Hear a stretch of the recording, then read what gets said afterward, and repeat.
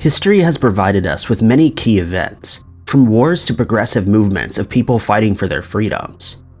While a lot of historic events have been recorded, it's important to remember that history is almost always written by the victor. Since many years, sometimes even centuries, have passed since these mysteries first came to light, it's likely that we'll never know the truth, but that doesn't stop people from trying. Here are 5 historical mysteries. Number 5.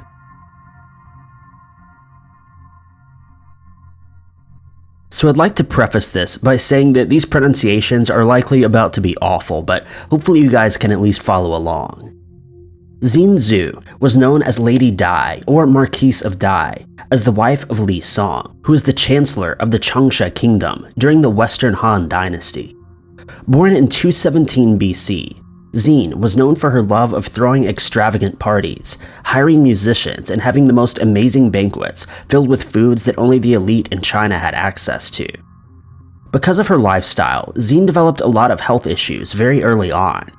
Scientists believe she suffered from parasites, most likely from the meat that she ate.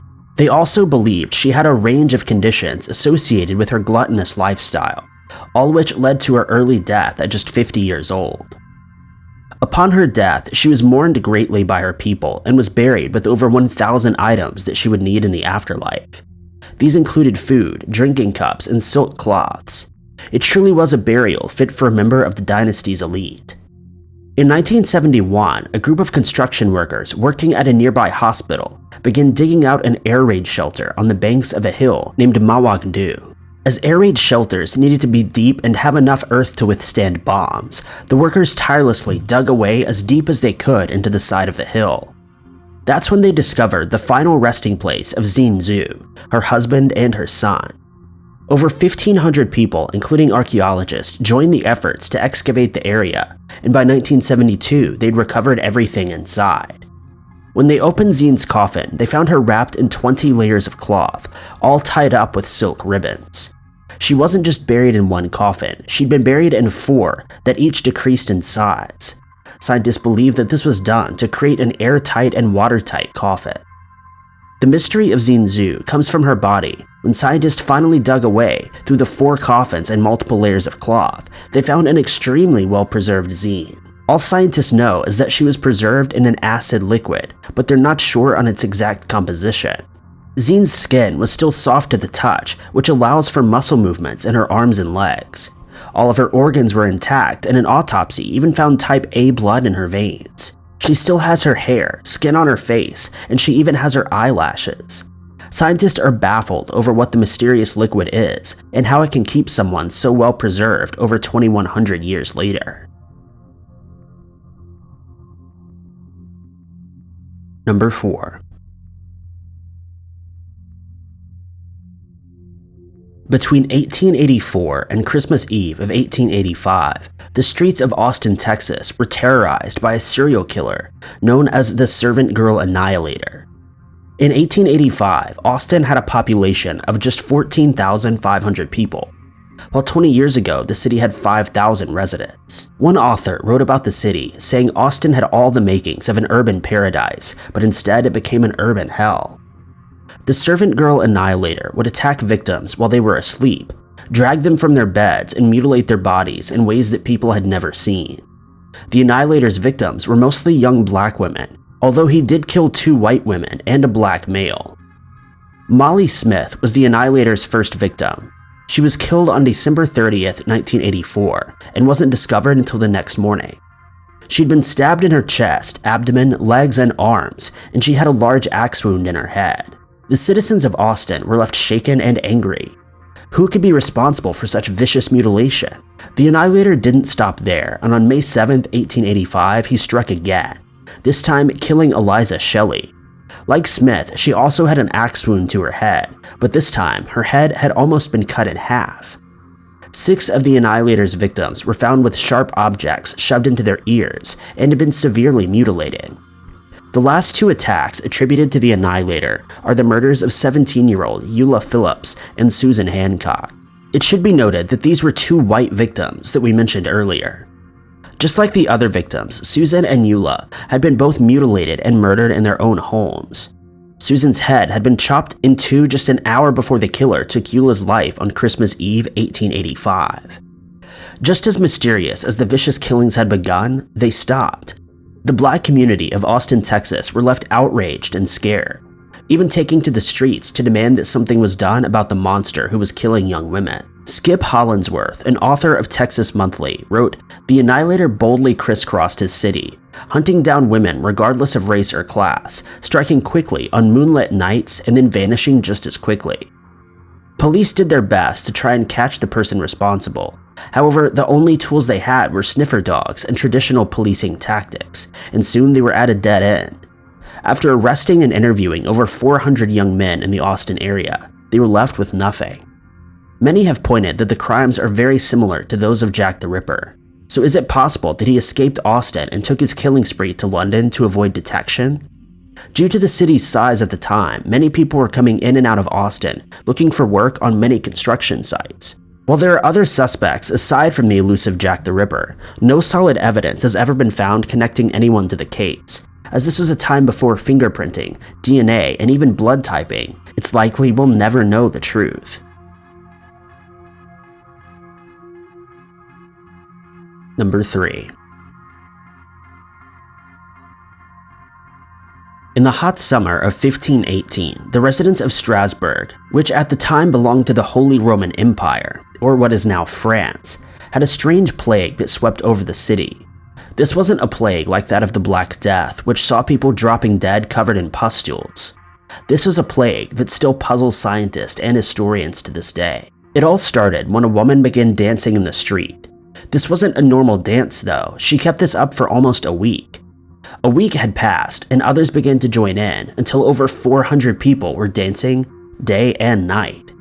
To contain the dancing madness, the councilors of the city created a huge stage and forced all of the dancers to move there. They even hired pipers, drummers, and guards to ensure that the dancers did not move. This was their punishment for disturbing the peace in the town. When asked, doctors said that the cause was most likely overheated blood in the brain, but religious fanatics were convinced that the people of Strasbourg had been possessed by a demon. In the modern age, this phenomenon is considered to be that of mass hysteria, but it still doesn't explain why. People danced for days on end, underneath the hot July sun into the night. People danced until their bodies couldn't take it anymore and they collapsed and died from exhaustion. At a loss, the local councilors forced the dancers to wear red shoes and made them dance around a statue. Being forced to dance and pray away their sins, the people finally stopped dancing. Just as mysteriously as the plague had started, by September it was over. Scientists and historians to this day are still confused about the dancing plague of 1518. Could this plague teach us about the power of mass hysteria and groupthink, or was it something entirely different that we don't understand yet?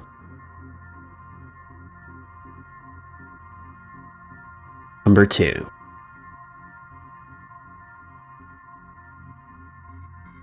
The Thevoynich Manuscript is one of the most elusive pieces of text to ever exist in human history. It's so mysterious that historians can't even agree on when it was truly discovered or a solid timeline of its ownership. What we do know is that it's currently housed at Yale University, where the world's best cryptographers gather to try to crack the code. The manuscript is from medieval times, with the paper being carbon dated back to the early 15th century.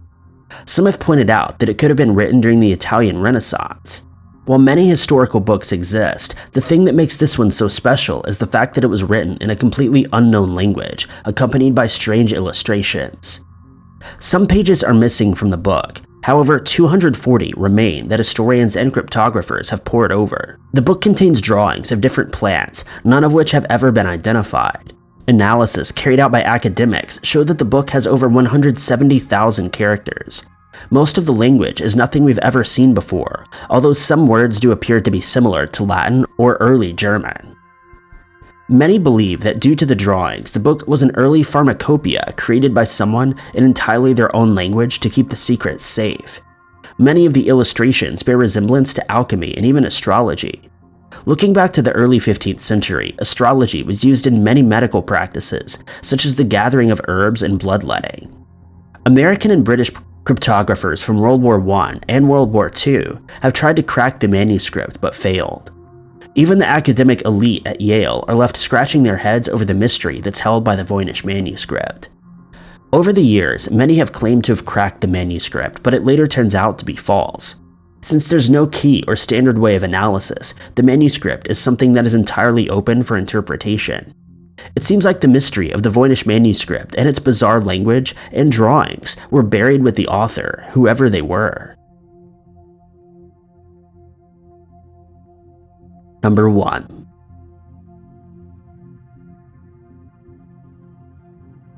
Who Put Bella in the Witch Elm read graffiti that appeared in the town of Sturbridge, just a few miles away from the Hagley Wood. This graffiti referred to the Jane Doe that had been found by 4 young boys in the woods in April of 1943. Hagley Woods is situated a few miles from the town of Sturbridge, which sits between Birmingham and Kidderminster in England. The boys were out bird nesting when they made a horrific discovery. Inside of a witch elm, they found the skull of a woman. Police and forensic investigators were quickly called to the scene and uncovered a full skeleton. There was no sign of trauma to the woman's skeleton, and due to the state of her remains, the identity could not be made right away. The investigators also commented that they didn't think she would have ended up inside of a tree voluntarily, and that her body had been there for at least 18 months. They also found a piece of cloth stuffed deep inside the doe's cavity, indicating foul play and that someone had silenced her before dumping her in the tree. She remained as Jane Doe until 1944, when mysterious graffiti began appearing all around town. It asked, "Who put Bella in the Witch Elm, Hagley Wood?" Another message written in chalk read, "Who put Lubella down the witch elm?" Bella is described as being between 25 and 50 years old, 5 feet with light brown hair. She was dressed in a dark blue and mustard striped cardigan with a mustard shirt, size 4.5 blue shoes. She wore a wedding ring and some gold was found with her body. It was determined that the boys who found her could not have written their graffiti, leaving police to believe that it was her killer taunting them. The boys were ruled out as the graffiti had been written too high on the wall for them to reach. There are a few theories as to the identity of Bella, one of which being that she was a German spy named Clara who was placed in the area in March of 1941. No records say that she'd been dropped directly into Hagley Wood, but it's noted that after she arrived in the area, she never made contact with German intelligence forces again. Over 70 years have passed and the mystery of Bella in the Witch Elm and her killer remains unsolved. Thank you guys so much for watching. If you liked this video, be sure to click that like button. Also, don't forget to subscribe and click that notification bell to keep up to date with all of our future uploads. But I've been Ty Knotts, and I'll catch you guys in the next video.